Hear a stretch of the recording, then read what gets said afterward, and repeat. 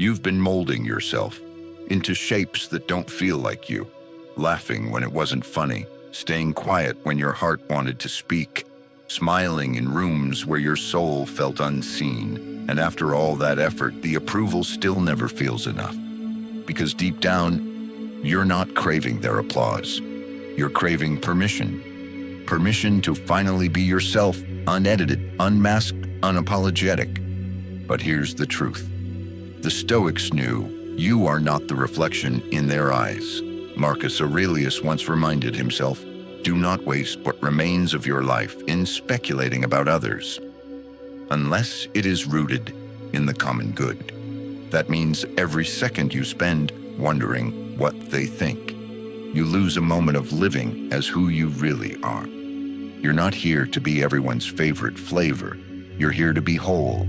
And that doesn't happen by rehearsing your personality like a performance. Pause right now and take a slow, quiet breath. You don't need their permission to come home to yourself.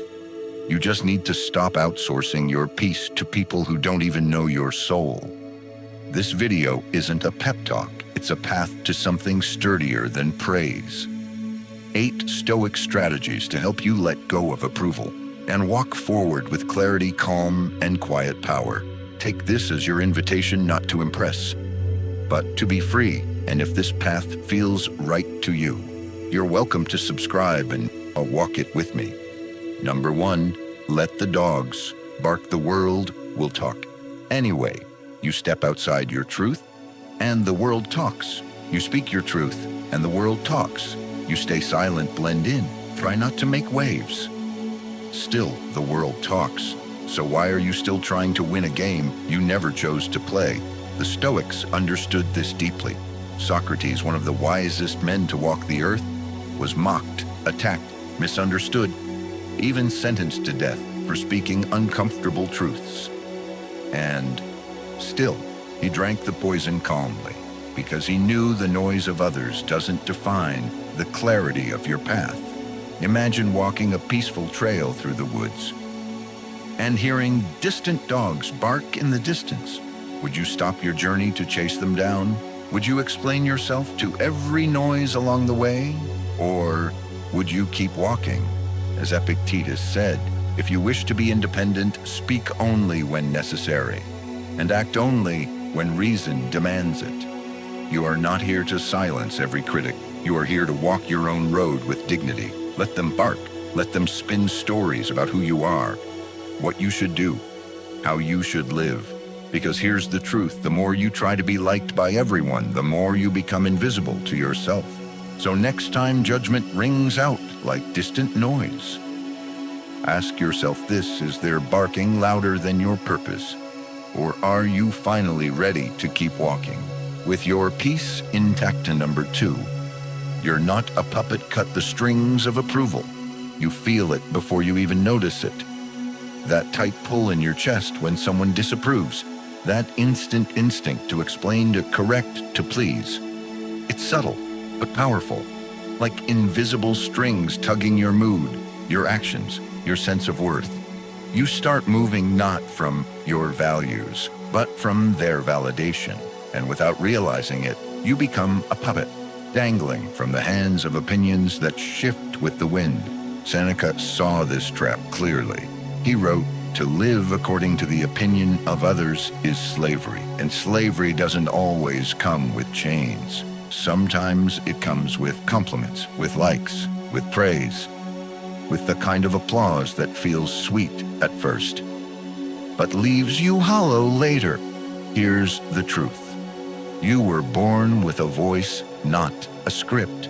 You were built to choose, not to perform. Think of a tree in a storm. It doesn't try to sway the wind or follow its chaos. It roots deeper. It stays grounded because that's where its power lives. So must you. Cut the strings, not all at once, but strand by strand. Start by asking, what would I do today if I wasn't afraid of disappointing anyone? Let that question guide your steps. And then, practice silence. Practice stillness. Let discomfort visit and don't rush to soothe it with approval. Because every time you choose truth over performance, you reclaim a little more of your freedom, and one day you'll look back and realize the puppet's strings are gone and your hands are your own. Number 3, the mirror is not the self. There's a strange illusion you've probably carried for years, that the way others see you is somehow more real than how you see yourself. That if someone misunderstands you, they must know something you don't. That their silence means disapproval. That their raised eyebrow means you've done something wrong. But what if their mirror is cracked? Epictetus reminds us, if someone speaks ill of you, they are merely describing their impression, not your reality. They are not seeing you, only the fragments they can interpret, filtered through their fears, their wounds, their stories. You are not their story. Imagine a still pond. When the sky is clear, the reflection looks perfect. But when the wind blows or the clouds shift, the image distorts. Do you blame the sky for what the water reflects?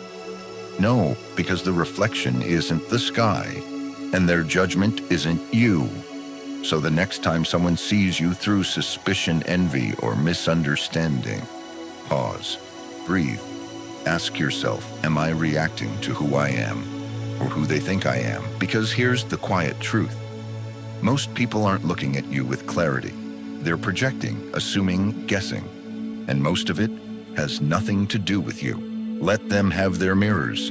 Let them polish, distort, misread.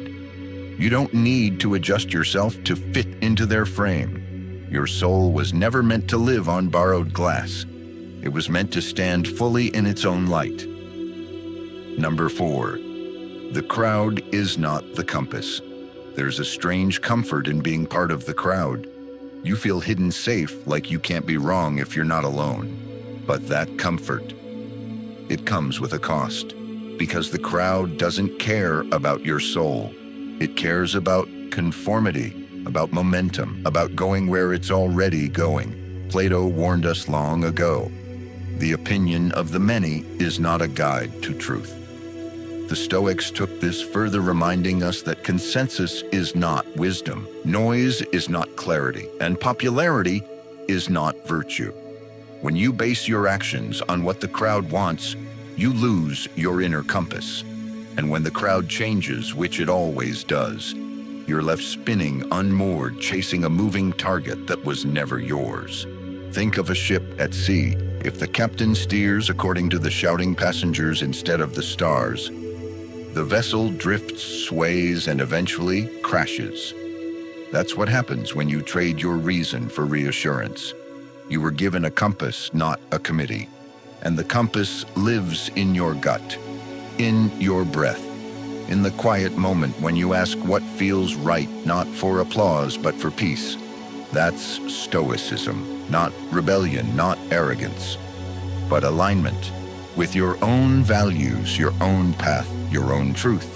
Let the crowd chant, let the majority move. You're not here to follow noise, you're here to follow depth. Even if you walk alone, you walk home. Number 5, don't trade peace for popularity. You know the feeling? That slight tension in your chest when you're about to post something honest. Though quiet calculation, will they like it? Will this upset someone? Should I soften it just a little, and just like that, your peace is on the auction block, traded once again for a flicker of approval. But what do you really get in return? A few likes, a nod, a momentary sense of belonging that fades the second someone disagrees. Seneca saw this trap for what it was. What difference does it make how many are ignorant? The approval of fools is no approval at all. When you chase popularity, you abandon the only approval that matters, your own. You dilute your truth until it's palatable, inoffensive, forgettable. And in doing so, you disappear from your own life. Imagine standing in a river. You feel the pull of the current begging you to flow with it, but you know, the place you need to be is upstream. To resist that flow gently, quietly, is not easy, but it is necessary. That's the cost of peace. not comfort, but courage. So pause and ask yourself, am I editing myself to be liked or expressing myself to be real? Every time you choose honesty over harmony, you reclaim a piece of yourself. And every time you choose silence over performance, you feed your inner calm. Let the world have its noise. You were meant for stillness. Number 6, they're not thinking about you anyway. You imagine their eyes on you, scanning, judging, measuring. You replay conversations in your head. Analyze your tone, your words, the pauses that felt too long. You wonder if they noticed, if they disapproved, if you're now less in their eyes. But here's the quiet, freeing truth. They're not thinking about you. Not really. Most people are wrapped in the echo chamber of their own lives, worried about how they look or what you think of them. It's a mirror, facing a mirror, reflecting back nothing but noise. Marcus Aurelius grounded himself in this truth. We all love ourselves more than other people, but care more about their opinion than our own. A paradox, one that costs you peace and gives you nothing in return. Picture a play where every actor believes they're the star. Everyone is performing worried about their lines, their image, their reception. No one has time to truly judge you. They're too busy surviving their own scene. So what happens if you stop acting? What happens if you stop twisting your truth into something more palatable, more likable, more safe? Ask yourself, what if I've wasted years fearing an audience that was never watching? This isn't about arrogance, it's about perspective. The moment you realize that most people are not obsessing over your every move is the moment you can finally start moving freely, unwatched, unburdened, unchained. Number 7, your character is the only true reputation. You've spent so much time curating how others see you that you've started to forget who you are without the performance. You measure yourself by impressions, not by intention, by what they say, not by what you stand for. But Cleanthes, a student of Zeno, reminds us, the good man does not worry about reputation, but about being good. In other words, your character is not what they think of you. It's what you do when no one's watching. Because real reputation, the kind that lasts, isn't posted or praised. It's lived. Imagine an ancient tree rooted deep in the earth. Its branches don't shout for attention. Its shade isn't loud. It simply stands strong, silent, unwavering. Year after year, it shelters life without needing to be noticed. That's character.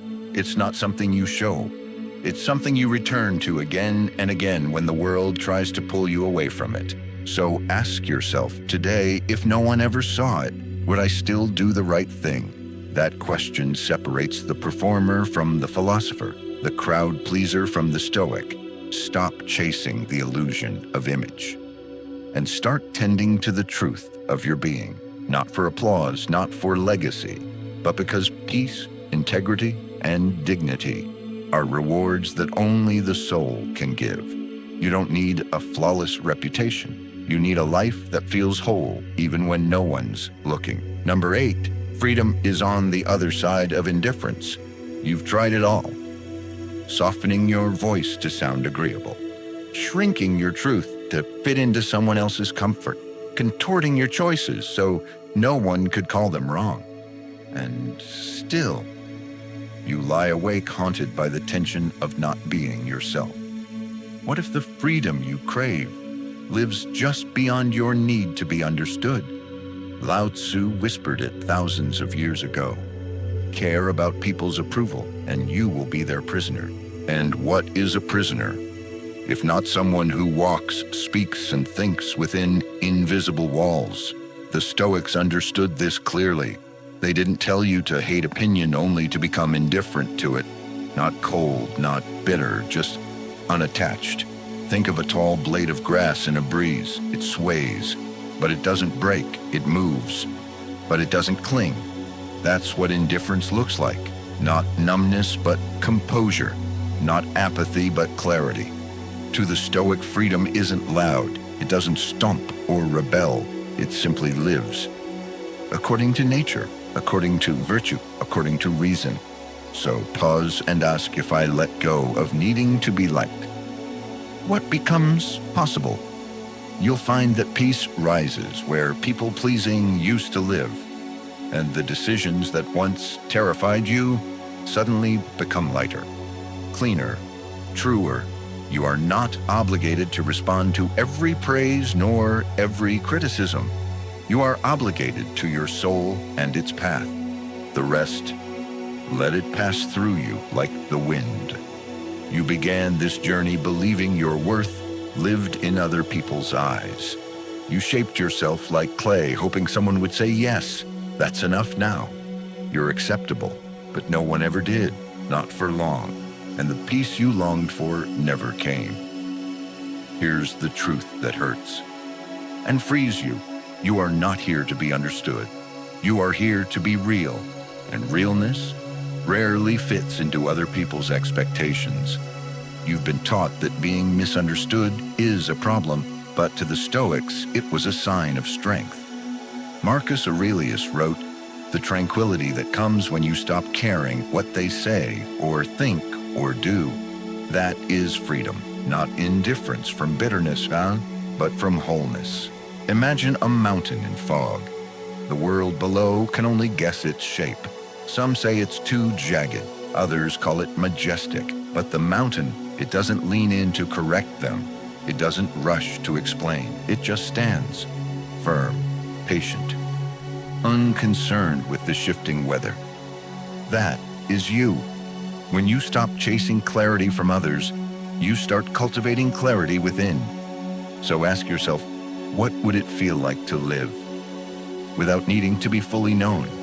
Because trying to be understood by all will make you a stranger to yourself. But if you choose peace over performance and truth over approval, you will walk lighter, you will breathe deeper, and slowly you'll return to yourself, not as a performance, but as a presence. If this resonates with you, stay close.